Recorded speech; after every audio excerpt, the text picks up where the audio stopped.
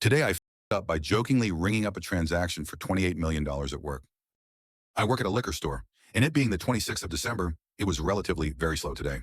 Near the end of my shift, me and a coworker had nothing much to do, so I jokingly scanned a miniature bottle of alcohol several times as if he was a customer purchasing that many bottles.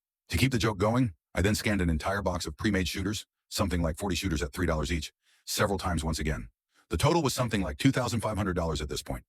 My coworker then has the bright idea to check the system and find some expensive wines that were sold and are still in the system, and finds one worth several thousands of dollars, almost $10,000, and sets the quantity in the POS to 999, the maximum allowed. By this point, the running total is approximately $9 million, and we're cracking up. We were extremely bored.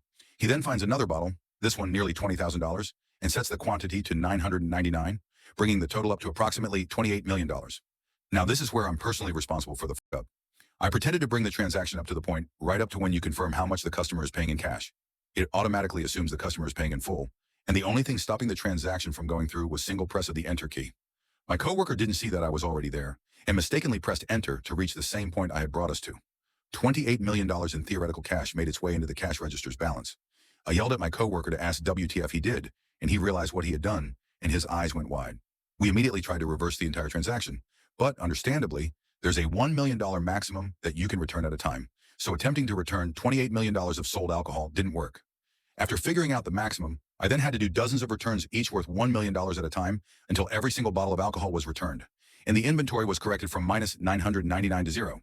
However, in the reports for that day, it'll show $28 million in revenue and a similar amount in returns, which will completely fuck up stats and graphs and everything, which higher-ups will obviously inquire about. I'm going to go wait for my store manager tomorrow morning before she comes in so that I can explain what happened and confess that we were joking around and never meant to go through with the transaction. Please pray for me and my job.